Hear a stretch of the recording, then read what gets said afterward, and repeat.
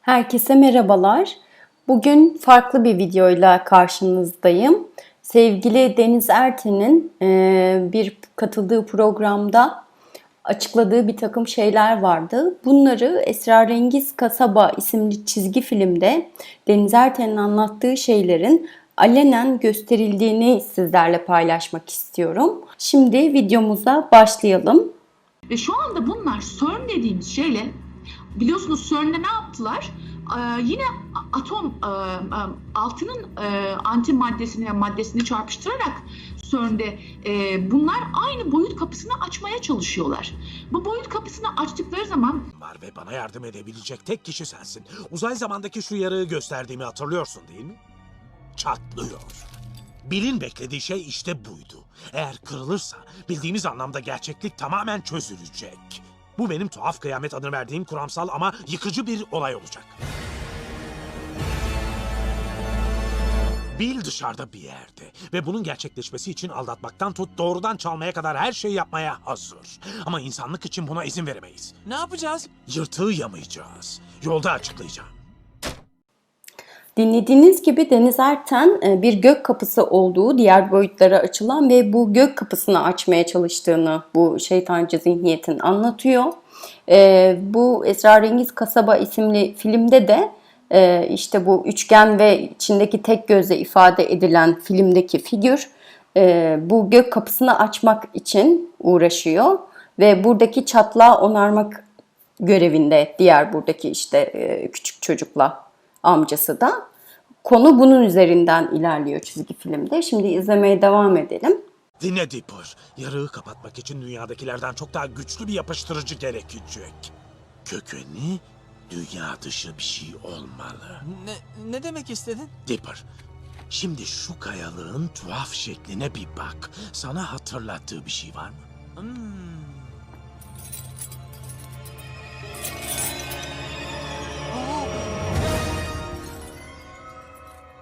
İnanmam.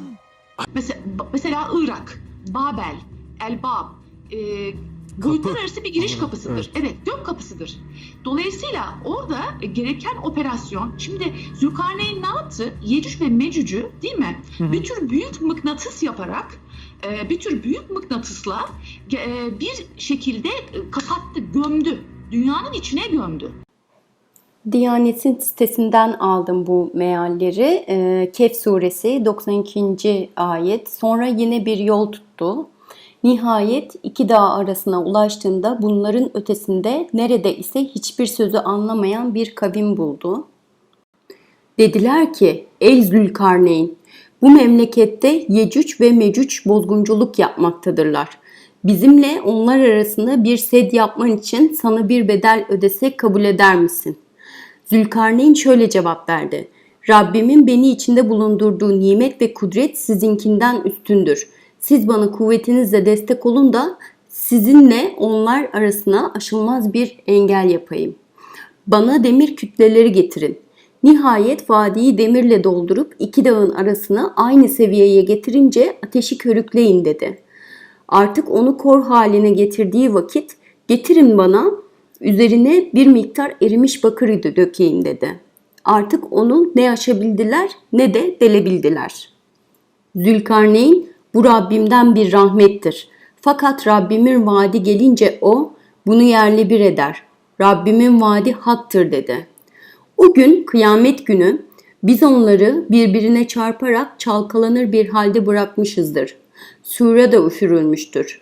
Böylece onları bütünüyle bir araya getirmişizdir. Şimdi bu az önceki çizgi filmden bir kare, iki dağın arasında bir köprü gösteriyordu. Ve görselde gördüğünüz gibi bunun uzak doğuda bir yer olduğunu anlıyoruz. Çünkü resmin alt tarafında uzak doğu mimarisiyle ilgili üçgen yapılı bir ev var. Çatıya doğru da bir merdiven dayanmış durumda. Bir nehir var. Alt tarafta da yerleşim alanı var. Küçük bir kasaba gibi. Bu iki dağın arasında da bir köprü var. Bunu araştırdığım zaman Çin'de bu şekilde bir köprü olduğunu gördüm. Gene kenarında bu şekilde nehir olan, alt tarafta küçük bir yerleşim yeri olan ve Hatta bu tarz mimariye sahip merdiven dayanmış bir küçük tarihi bir ev de var yanında. Bu şu açıdan ilginç çünkü hep Yecüc ve Mecüc'ün işte Uzak Doğu'da bir alanda tutulduğu söyleniyor hani anlatılan mitlerde. Ve bu çizgi filmde bunun bu şekilde bir Uzak Doğu'ya ithafen anlatılması ve gerçekte buna benzeyen görsellerde de gördüğünüz gibi bir köprü olması bu açıdan baktığınız zaman çok ilginç bir tespit aslında. Hani bu çizgi film aslında belli bir gerçekliği de yansıtıyor diyebiliriz. Deniz Erten, Zülkarneyn'in Yecüc ve Mecüc'ü bir tür büyük bir mıknatısla dünyanın yer altına gömdüğünden bahsediyor. Zaten ayetlerde ve dilimizde de bu şekilde biliniyor. Çizgi filmde de çok ilginç bir şekilde çok güçlü bir mıknatıs etkisi olan bir şeyle yerin dibindeki alana girecekler ve orada girmesi için de çok güçlü bir demir var. Onu da elindeki çok güçlü bir mıknatısla o demiri açabiliyor. Az önce ayetlerde okuduğum gibi zaten üzerine Yecüc ve Mecüc'ün demir döküldüğü, onun üzerine de işte bakır döküldüğü söyleniyordu. Şimdi bu sahnede onu izleyeceğiz.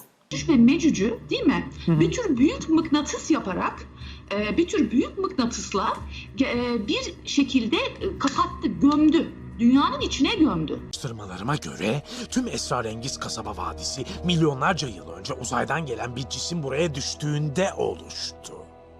Kasabanın tuhaflıklarına bu cisim mi sebep olmuştu yoksa kasabanın tuhaf özellikleri mi o aracı çekmişti? Cevap hala bilinmiyor. Ama bu deli ki? Uçan daire nereye kayboldu? Bazen dünyanın en garip şeyleri hemen burnumuzun dibindedir.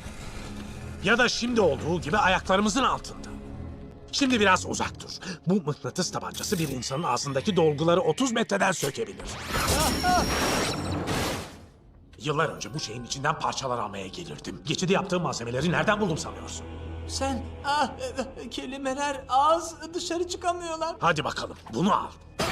Oh, Merak etme buraya defalarca indim. Tüm uzaylılar öleli milyonlar... Bu denilen şey Prometheus, Terminator, efendime söyleyeyim Lucy denilen bir film. Ben size yolladım. Bakın Prometheus'tan gösterebiliriz isterseniz.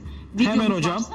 Bunların çünkü hepsi hortumla ilgili. Bunların hepsi şu anda iklim değişikliği zannettiğimiz şeylerin aslında dünyanın manyetik alanını bozup bunların Zülkarneyn tarafından kapatılan kapının tekrar açılması için bizlerin de dünyanın manyetik alanını bozmaya çalışıyorlar. Asli mesele bu.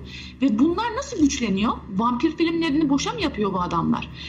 Bunlar güvenlik robotları ve adrenalini tespit ederler. Eğer hiç korku hissetmezsen seni görmeleri imkansız. ne? Tamam, zor değil, daha önce de yaptım. Derin bir nefes al, zekana odaklan ve korkunu kontrol et.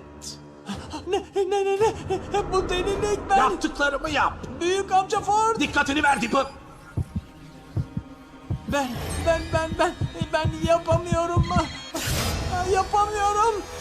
Bu kadar çocuğu boşa mı kaçırıyorlar? Bu çocukları yiyorlar. Bu çocukların işkence enerjisini kullanıyorlar. Nazi döneminde de bunlar kullanıldı.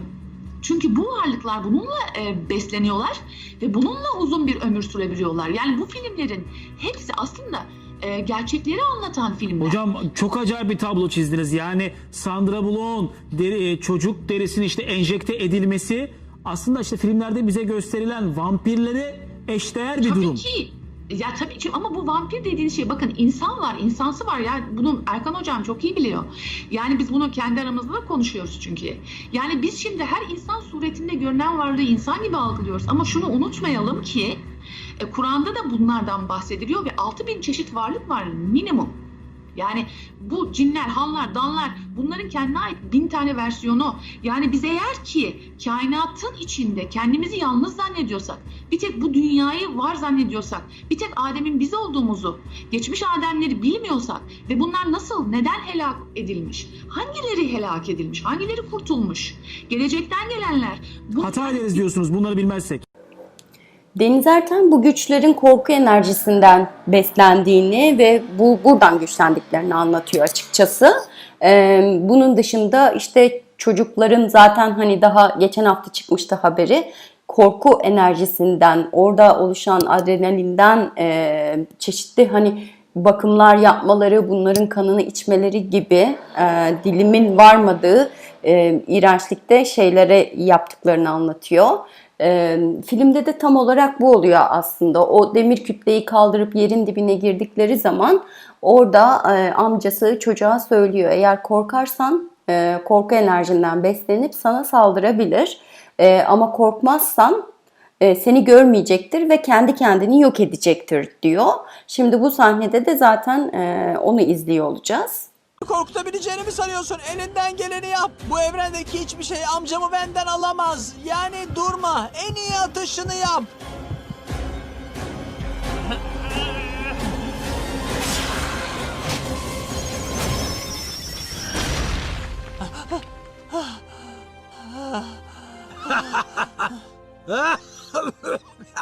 Bir an için işimin bittiğini sanmıştım evlat. Ha, iyi misin? Ha, ne oldu? Küre korkuya ait kimyasal bir iz tespit edemedi. Tehdidin bertaraf edildiğini düşündü ve kendini imha etti. Yani başardın mı? Başardın. Ulul elbab denilen bir tanım vardır Kur'an'da. Ulul elbab gök kapısı demektir. Ve Efendimiz döneminde biliyorsunuz Musa döneminde, diğer peygamberler döneminde kahinler vardı. Bunlar yine bizim bu black goo dediğimiz monoatomik altın, manna dediğimiz şeyi içerek şeytan ve taraftarlarının, iblis ve taraftarlarıyla iletişime geçiyorlardı. İşte bunlar Firavun soyuydu. Bunlar boyutlar arası geçebilen insanlar haline geliyordu ve çok uzun ömürlü hale geliyorlardı. Genç kalabiliyorlardı. Bir tane 13 yaşına girmek üzere olan bir çocuk. Zaten filmde her iki çocuk da 13 yaşına girecekler. Tarih olarak 31 Ağustos veriyor. Filmin sonunda da özellikle 31 Ağustos'u vurguluyorlar. Gelecekten geldiğini söylüyor ve işte çocuğun elindeki aparatı aldıktan sonra küreyi gök kapısı açılıyor. Sonra bunun bu insansılardan olduğu anlaşılıyor. Bir tür yaratık, bu bahsedilen hepimizin bildiği şeylerden, insansılardan. Ve bu gök kapısı açıldığında çocuğun amcası da dünyanın sonunun geldiğini söylüyor. Zaten tam olarak Deniz Erten de bunu anlatıyor. Gök kapısını açmaya çalışıyorlar ve kıyamete zorluyorlar Yaradan'ı şeklinde. Şimdi bu kısmını izleyelim. Bunun için amcamdaki küçük bir cihaza ihtiyacım olacak. Küçük bir şey, yokluğunu fark etmeyecek bile. Belki Dipper'ın çantasında buna benzer bir şey var. Hadi onu bana ver de numaramı yapayım. Hay aksi.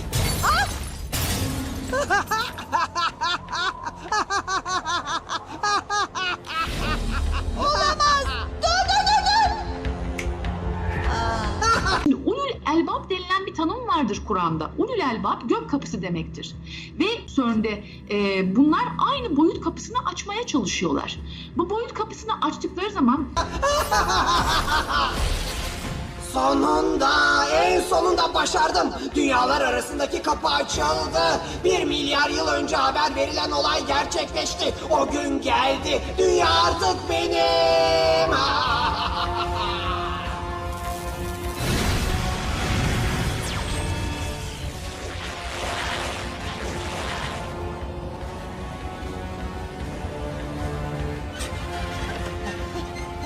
Neler oluyor? Bu da nedir böyle? Geç kaldık. Bu dünyanın sonu. Pır'ın 13. doğum günü. 31 Ağustos. CERN'de bunlar aynı boyut kapısını açmaya çalışıyorlar. Bu boyut kapısını açtıkları zaman iklim değişikliği zannettiğimiz şeylerin aslında dünyanın manyetik alanını bozup bunların Zülkarneyn tarafından kapatılan kapının tekrar açılması için bizlerin de dünyanın manyetik alanını bozmaya çalışıyorlar. Asli mesele bu. Ve bunlar nasıl güçleniyor? Vampir filmlerini boşa mı yapıyor bu adamlar? Şimdiden bakın ne diyor? Diğer dünyalara açılan kapı. Evet, boyut kapısı. Deniz Erten'in programın başından beri söylediği şey bir çocuk kitabında karşımıza çıkıyor. Aynen öyle. Tüm boyutların arasındaki boyut. Bakın. Deniz aynen hocam. Kabusların kralı. Yani kabusların kralı da bu tek göz. İşte burada. CERN'de bunlar aynı boyut kapısını açmaya çalışıyorlar. Bu boyut kapısını açtıkları zaman Çıkacak. boyuttan gelecek. Aynı Deniz hocamın dediği gibi farklı Çok bir ilginç boyuttan bu. gelecek. Tabii bu çocuklara veriliyor işte. Bunları öğrensinler. Bilinçaltına, zihne aslında bu mesaj veriliyor. Hani dedi ya Deniz Hoca, biz şu an rüya aleminde yaşıyoruz. Başka evrenlere kapılar açılıyor. Çocuk kitabında bunu vermişler adamlar. Korkunç ki onunla iletişime Ben bu kitaptan girmeyin. korktum hocam. Girmeyin. Yani bu nasıl bir kitap? Çocuklara bunu okutmasınlar, aman ebeveynler aman. Arkadaşlar gördüğünüz gibi Deniz Erten'in söylediği her şey harfiyen esrarengiz kasabada işlenmiş durumda. Zaten ayetlere, hadislere dayanarak anlatıyor sevgili Deniz Erten de bunları. Gerçekten ilmine sağlık, yüreğine sağlık. Ben buradan da kendisine hepimiz adına çok çok teşekkür ediyorum bu bilgileri bizle paylaştığı için. Ben gene videoyu bitirmeden önce son sözü Deniz Erten'e bırakmak istiyorum. Görüşmek üzere, sevgiler. Aklınızı siz kullanmayı bilmezseniz, ne olduğunuzu bilmezseniz, sizdeki kudreti bilmezseniz, sürüngen beyninizin daha aşağıdaki varlıklar tarafından ele geçirilmesine izin vermiş oluyorsunuz. Dolayısıyla da biz bir şey paylaşıyoruz. Bunlar çocuk yiyor diyoruz, kan içiyor diyoruz. Bunlar vampir diyoruz. Bunlar insan değil diyoruz. Bunlar firavun soyundan gelen, reptil soyundan gelen versiyonları var diyoruz. Ve bize insanlar sanatı anlamadığımızı söyleyebiliyorlar kardeşlerimiz. Bunların hepsi bilgi eksikliğidir.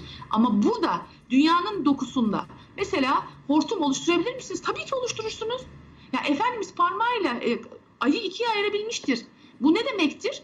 Bunu Efendimiz en yüksek gelmiş geçmiş tek insanı kamil. O burada tabii ki zati tecelli kullanarak yapıyor. Fakat istidraç dediğimiz yani içinde bulunduğumuz alem gereği ve iblise zaman verilmiş ve yetki verilmiş olmasından mütevellit bu varlıklar bizi